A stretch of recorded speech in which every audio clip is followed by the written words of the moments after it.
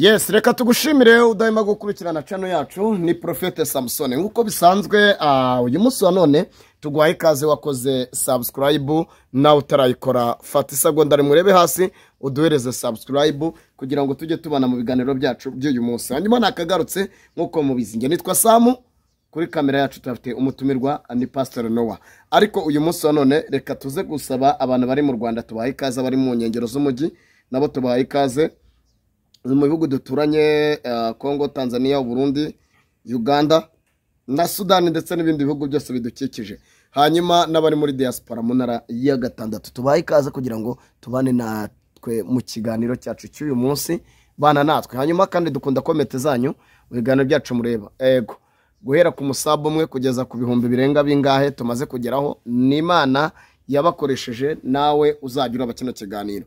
Ucyumva introduction yacu ujye uduhereza comment, uduhe subscribe, Imana izajye guhereza umugisha.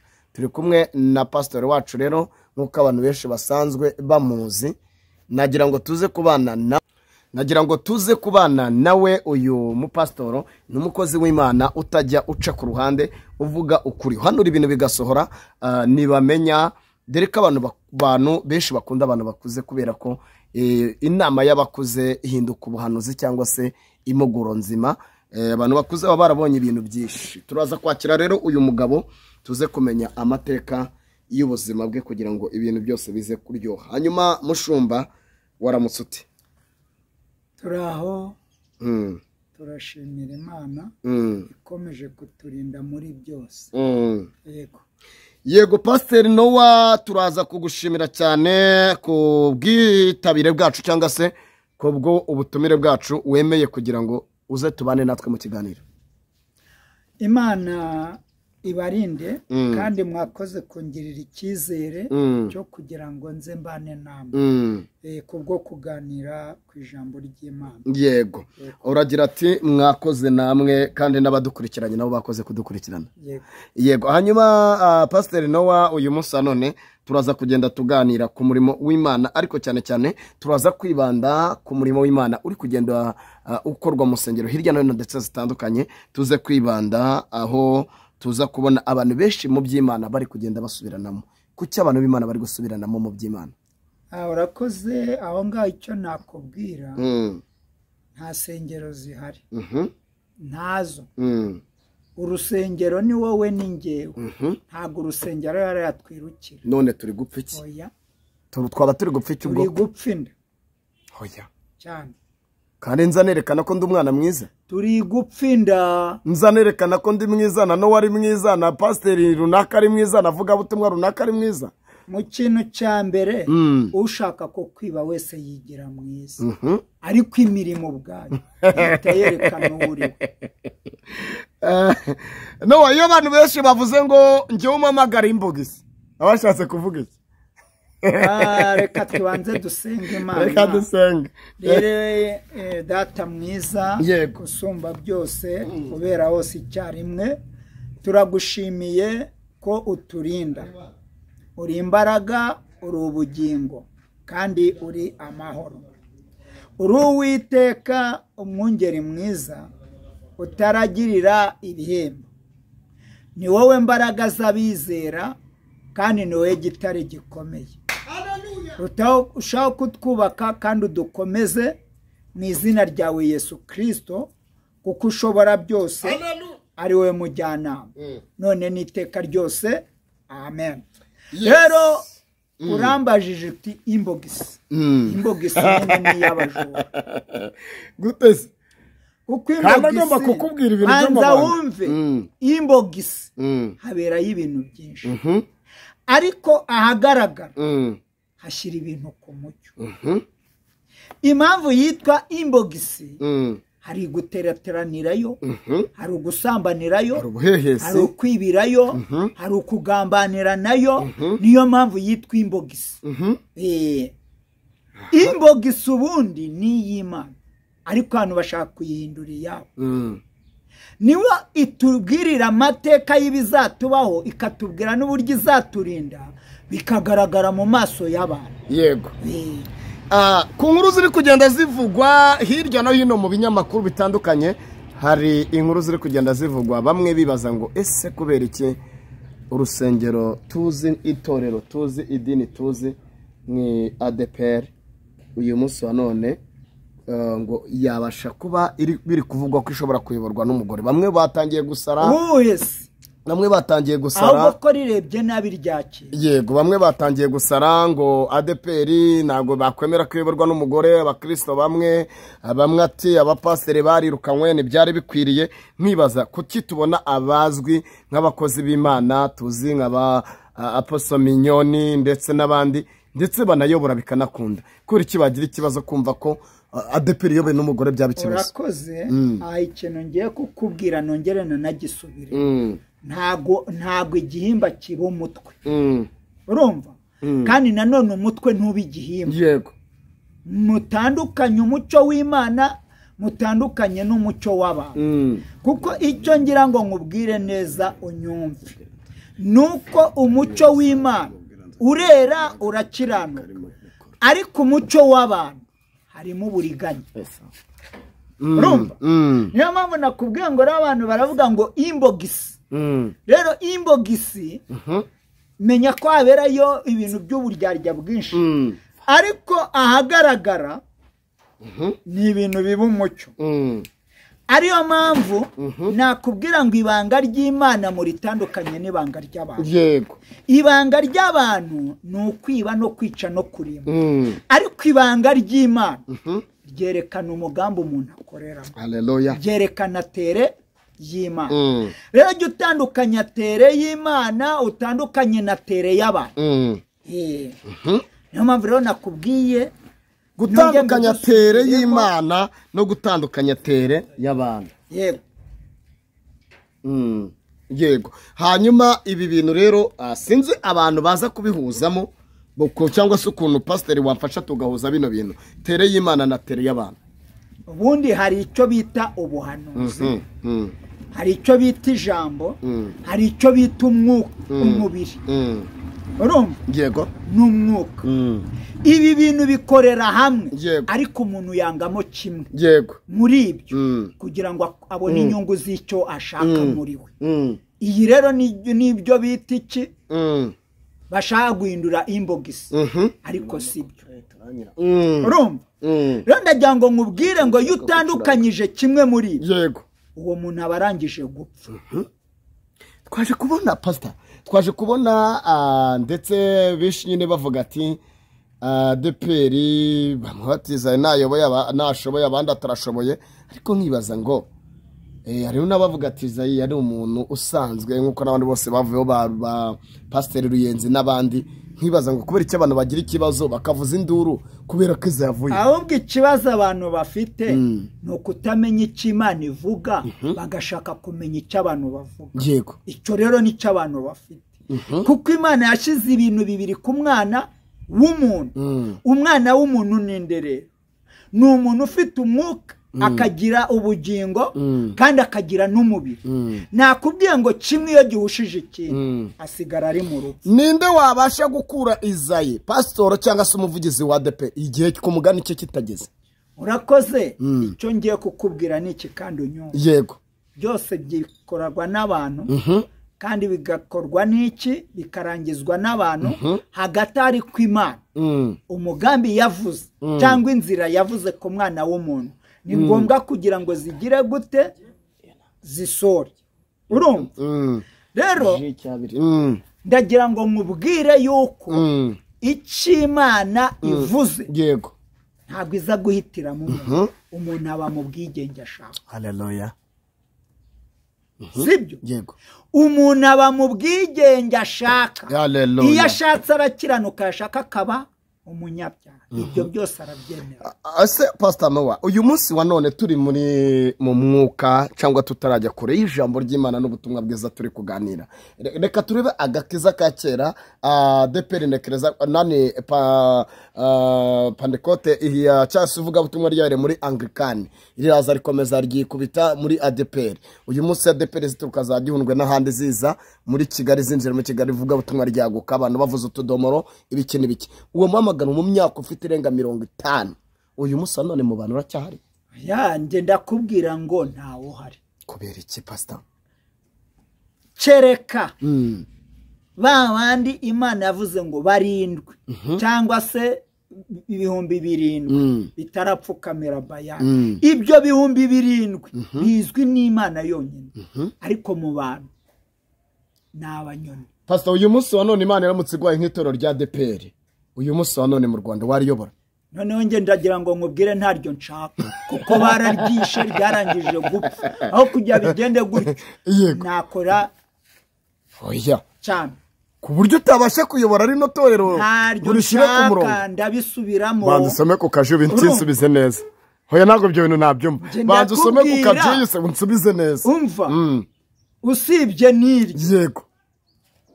Buri ikintu cyitwa kubaka urugo bwacyo cyonyine. Kirimo umugisha kikabamo n'umuvumo. Kandi urugo buri urujera kuruta itorero. Itorero ni imitwe y'abantu myinshi itandukanye. No ubibuka ko nakwakira nka pastor? Wibuka ko nakwakira nka pastor bamuhereza DPR nashaka kuyobora? Reka nkubwire impamvu. Nakwambura inshingano zo pastor. Umva se. Reka nkubwire impamvu. Uburozi bagotomeye. Kugira ngo bubakuremo. Yego. Biragoye. Bikomeye biragoye. Kandi nge mvuga ijambo nasubiramo. Uburozi bagotomeye kugira ngo bubakuremo biragoye. Haro twaganiriye. Iyo umuntu ari kuvuga ngo Bibiliya yanditswe n'abantu kandi yarangiza akavuga ko ari gusenga, ubwabyo uwo muntu ni muzima. Ndetse usanga bamwe aya banzu cyaba ari ikibazo ntago yaba ari muzima. Ngabo rero abantu dutunze. None se niyanditswe n'abantu nyine? None se bari babwiwe nande? Ni Imana. None se niyo bari gukorera? Yego. N'abajura. Ntago tubyemera. Shatse kwa ko mu idini habamo abajura se? Umva. Yo n'abajura, n'amabandi, n'ibisambo, ikindi wibuka ko babambye wabakijije.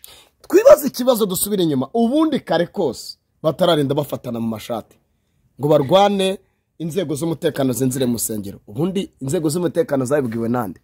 Ubundi sibo bimennye nde? Reka ngucira umugani. Nyiri kirimi kibi yatanze umurozi gupfa. Kubera icyo atanze umurozi gupfa kandi ari ururimi azize. Yivuyemo. Urabizi? No kubera ko niba Imana ikubwiriye mu ibanga ukagira umunwa munini urakwica. Oya pastor. Cyane. Cyane. Reka wenda tubirebe hano mu byandiko. Hano ijambo da. Urumva? Yakomeye ngiraho n'ijambo buno butumwa. Abanyabwenge babwo ni Zaburi cyangwa indirimbo ya Zaburi y'121. Reka dusome umurongo wa 2 turasoma nindi ariko reka tusome twumva. Tugengo gutabarwa kwanjye kuva ku Uwiteka waremye ijuru n'isi. Arutabarwa n'abantu. Naoya. Ariko kenshi uzasanga iyo watabawe banzu nyumve agenda kuvuga inzira zose. Ariko Imana iyo yagutabaye ntabwo irigira kuvuga inzira zose. Ndetse n'umuntu tukwibutsa abantu ko umuntu akuzamura bwacaka kumara. Urumva? Umva ibyo nyine nawe niyo mpamvu nakubwiye ngo abanyamakuru mukunda kwibaza utuntu tw'abana. Urumva?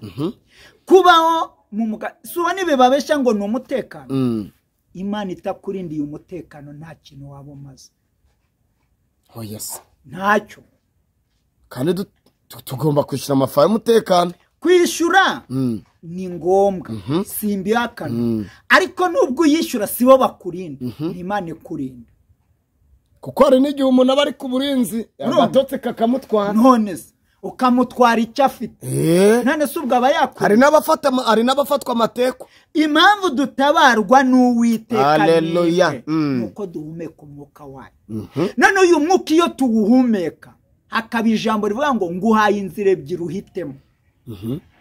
Izi nzira ebyiri rero harimo ubugingo harimo n'icyaha. Ese no kubera iki Imana abantu barinda abandi nabica abantu bakaba abantu? Hoye. ukurinda ni ukwica. nyine umuntu arakurinda nuza kukwica nawe urambajije ndagira ngo ngusubize ukurinda ni ukwica kandi nanone ukwica nawe jazapfa. niko isi yubatse. iyo rero niko isi yubatse ariko iyo se igomba kuvamo umukiranutsi. noneho n'abarwanira ubutaka barabukeneye banakanabuhambwamo ubutaka. ubundi impamvu ubona umuntu atanashaka no kuba yapfa niba ari aho ugarutse ni uko ubundi umuntu afite matsiyeri y'ibintu bigera muri bitatu. hari ubutaka, hari amazi, hari umwuka, urumva, hari no kuba. amen. ibyo byose biri mu muntu. niyo mpamvu gupfa ubundi umuntu mu kintu cya mbere nanakubwire kitanabaho ntabwo yagombaga gupfa. yagombaga kubaho mirere na mirere. no turebye ukuntu abantu bizamura muri aka gahe turimo cyangwa muri ibi bihe abantu iyo baba badapfa bimeze ite? yanjye ndagira ngo nkubwire ngo mu myaka maze ndi mu nyongezo kandi inyongezo ndimo niyo gukorana umwete. niba abasinzi barakorana umwete, abarozi bagakorana umwete, abasambanyi bagakorana umwete, abicanyi bagakorana umwete, abangizi bagakorana umwete, nanjye ngomba gukorana umwete mu ijambo ry'Imana. abitorero abamadini uyu munsi none byamaze gufata indi ntera yuko bamwe bari gusenga bajya gucisha. ubundi hari ijambo rivuga kugira ngo bamamare bafate ijambo bafate agaciro babone ibyo abantu ntibagishaka gukorera Imana bakoreshejwe n'umuka w'Imana. bari gushaka gukoreshwa n'imbaraga zavuye Nigeria, izavuye mu bihugu bya Arabia Saudiya, muri bihugu by'Abarabu bavuye gucishayo. kubera iki? ntabwo ari Nigeria. fata ijambo rivuga ngo shize inzira ebyiri imbere yawe mwana w'umuntu. umuntu ari gukorera mu mugambi yumva ashaka kubamo. niba ashaka kumenyekana atari Imana imumenyekanije agomba gukoresha iyo myuka. ariko wowe niba ushaka kumenyekanishwa n'Imana ugomba guhagarara mu mwuka w'Imana. tandukana imyuka utandukanye n'umwuka w'Imana. sibyo? rero abantu benshi uyu munsi banze guhitamo. uzumva bavuga ko bagomba kubindya byose. ijambo ryo kuri ikibwiriza nk'iki wababwira ntibacyumve, ahubwo bakumva babwira ati fire. oya si nibyo Bibiliya iravuga ngo n'ab'inzu y'abagome muri Ezekiyeli 33 bazagende bahasoma. ibyariho kera rero n'uyu munsi nibyo biriho. n'uyu munsi nibyo bigize gute? nibyo biriho. impamvu ari byo biriho urayizi? nuko umuntu yanze guhitamo kimwe, ashaka kuba muri byose. icyaha kiryoheye umuntu kandi n'ubugingo buryoheye umuntu. ariko muri ibyo biravuga ngo hitamo icyiza. bivuga ngo rero umugambi w'Imana ntabwo Imana izaza kuguhitiramo. mwene data waba warize waba utarize ntabwo Imana izaza kuguhitiramo. ni wowe ugomba guhitamo umugambi uhitamo, kuko finali y'Imana ntawe uzayirenga. Nowa ntabwo tuza gutinda mu kiganiro cyacu, turaza kukorohereza, ariko nyamukuru nyorohereza se ndakomerewe. njye ntacyo nyorohereza byinshi nyine. mu yandi gahunda nari mvuze nuko uba ufite gahunda nyinshi, nta kindi kintu gitumye mvuga ibyo, ariko nekereza ko tubereye hano kugira ngo dukure abantu mu rujijo tunabakure mu mwijima. ariko abantu benshi ntibashaka kuva mu mwijima. abantu benshi ntibashaka guhitamo, barashaka kuba mu mwijima. kuko umwijima ni ikinyoma cy'isi, ariko umucyo tuva mu isi tujya mu ijuru. ariyo mpamvu ubona uyu munsi abantu biremeye ko badapfa kandi bikarenga bagapfa. kandi bigaragara ko abantu bararema amarobo, bakarema amarobo ahinga ayasambanya abantu n'ibicya. tugeze mu gihe gikomeye ubwo abantu bari benshi bari kugwa bakagereza ku rwego basambana n'imbwa. wigize unambwira na za mini n'ibiki barabigira ngo bibarinde, akaba ari byo bibica. ariko Kristo aravuze aho tutageze mu gihe cya nyuma niho abantu batari guhumuka. reka turebe iri jambo icyo ritubwiye. ni iyi zaburi niyo ndimo nta n'ikindi uwumva zambaza komanteri cyangwa se ikiyanuka ndabyemera yambwira neza ni sava ariko ngewe uzajya uzumbaza ikibazo cy'ibyo nakubwiye ntuzambaze ikibazo cy'ibyo navuze handitse ngo Uwiteka azakurinda ibibi byose niwe uzarinda ubugingo bwawe urumva azakurinda ahadahari se akurinda ahahari ntabwo ashobora kukurinda ahadahari azarinda n'ubugingo bivuga ngo azaburinda icyo agomba kuburinda ni ikihe ni ibiducamo bya buri munsi wavugaga byo gucisha byo kujya gushaka imana zitari imana byo kujya gusambanywa n'imbwa abantu benshi dufite bari kubaka muvuga ngo banagize ndababwira ngo musenge neza murebe kuko urabyubaka ukabisiga ariko kubaka ibitagize icyo bimaze nakubwira ngo bireka kuko n'ubundi uri kwisenya ariko niwubaka iby'Imana ishaka bizahora kandi na nyuma y'urupfu igituro cyawe kizakora imirimo n'ibitangaza. Yes, no watagushimiye cyane Imana ikomeze kuguhereza umugisha. Reka ngushimire kubabanye natwe mu kiganiro cyacu cy'uyu munsi. Ninjye nitwa Sam, hanyuma kuri kamera twari kumwe na Pastor Noah n'umukozi w'Imana nibamenya ndetse n'umusaza uhugura benshi bakava mu mwijima bakajya mu mucyo. Ndagushimiye, Imana igumugisha. Urakoze cyane. Imana ikomeze bane nawe.